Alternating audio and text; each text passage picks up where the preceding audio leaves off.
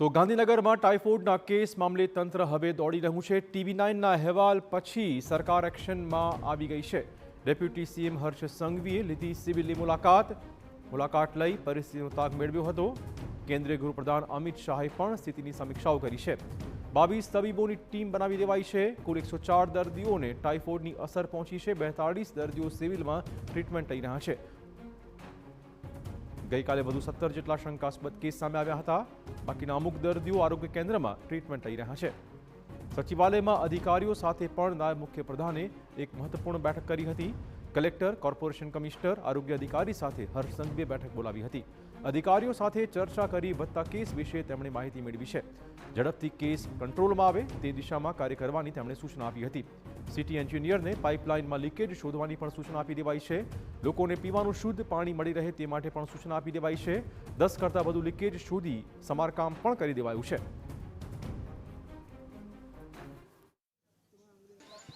બાવીસ ડોક્ટરોની ટીમ બનાવવામાં આવી છે। ડેપ્યુટી કલેક્ટરને બી અહીંયા જવાબદારીમાં રાખવામાં આવ્યા છે। તમામ લોકોના પરિવારની આજથી જ ભોજનની ને બીજી વ્યવસ્થાઓ થઈ રહે તે માટે બી ચિંતા કરવામાં આવી છે। આજે વહેલી સવારથી union home minister Shri Amitbhai Shah સાહેબે બી કમસે કમ 3 વાર આ આખી ટ્રીટમેન્ટ માટેની, એના પરિવારની ચિંતા માટેની અને પરિવારને અહીંયા ટ્રીટમેન્ટ દરમિયાન કોઈ બી પ્રકારની તકલીફ ના પડે તે માટેની વ્યવસ્થાઓ માટે બી એમને રિવ્યૂ લીધેલો હતો। 40 ટીમના 80થી વધુ કર્મચારીઓ સર્વેની કામગીરી કરી રહ્યા છે। અત્યાર સુધીમાં બીજા 67 શંકાસ્પદ કેસ મળી આવ્યા છે। TV9ના અહેવાલ બાદ કોર્પોરેશન કમિશનર એક્શન મોડમાં જોવા મળ્યા છે। તંત્રે કામગીરી કરતા 10 લીકેજ શોધી કઢાયા હતા। સિટી એન્જિનિયરને ઝડપથી કામગીરી માટે સૂચના આપી દેવાઈ છે। માર્ગ અને મકાન, પાણી પુરવઠા અને મહાનગરપાલિકાના સંકલનના અભાવે આવી ખામી આ વિસ્તારમાં સર્જાઈ હોવાની વિગતો છે। સેક્ટર નંબર 24, 28 અને આદિવાડામાં ટાઇફોઇડના કેસ સામે આવ્યા હતા। જે બાદ TV9ના અહેવાલ બાદ તંત્ર હવે રહીને જાગ્યું છે અને ડોર ટુ ડોર સર્વેની કામગીરી કરી રહ્યા છે હેલ્થ વર્કર।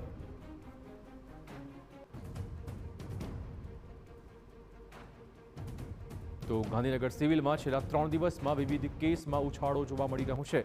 છેલ્લા 3 દિવસમાં ટાઇફોઇડના 31 પોઝિટિવ કેસ સામે આવ્યા હતા। પેડિયાટ્રિક વોર્ડમાં વધી 12 દર્દીઓની સંખ્યા। હોસ્પિટલમાં નવો વોર્ડ શરૂ કરવાની ફરજ પડી છે। પેડિયાટ્રિક વોર્ડમાં 104 દર્દી સારવાર લઈ રહ્યા છે।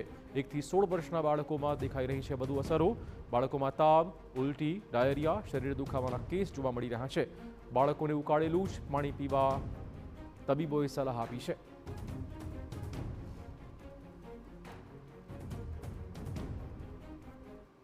એમાંથી પોઝિટિવ 31 પેશન્ટ છે। અત્યારે અમારા પીડિયાટ્રિક વોર્ડમાં 104 એટલા 104 પેશન્ટ એડમિટ છે F2 E2 વોર્ડમાં, અને એક નવું વોર્ડ અમે સ્ટાર્ટ કર્યું છે 604માં પીડિયાટ્રિક પેશન્ટ માટે।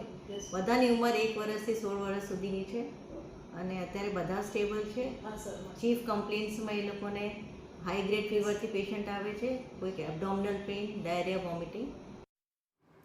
ઉલ્લેખનીય વાત એ છે કે અગાઉ સેક્ટર 24, 27 અને આદિવાડામાં RR ટીમ તપાસ માટે ગઈ હતી ત્યારે પાણી પીવાલાયક ન હોવાનો રિપોર્ટ આપી દેવાયો હતો। હાલ બાળકોને બહારનું ખાવાનું આપવા ટાળવાનું અને ઉકાળેલું જ પાણી પીવાની તબીબો સલાહ આપી રહ્યા છે।